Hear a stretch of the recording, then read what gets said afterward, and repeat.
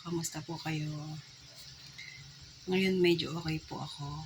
Hindi po ako masyadong umiyak maghapon. Pero kahapon po, it was a very sad day for me.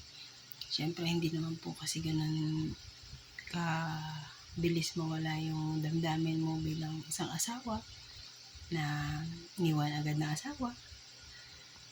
Pero kahapon po, it was a very sad day para po sa akin.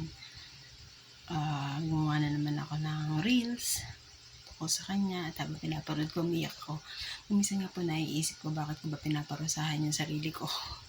Pero hindi ko po talaga makontrol hindi ko po makontrol yung sarili ko. Hindi ko mapigilan na hindi umiyak kahit na magsi 6 months na siyang wala. Pero day by day,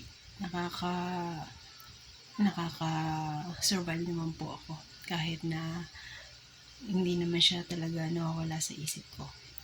Any time of the day, kahit sa pakti ng bahay, ako tumingin, siya yung naalala ko. So, maraming salamat po sa mga 14 na nanood ng video ko nung una. Sana po mas marami ngayon. Thank you po. God bless.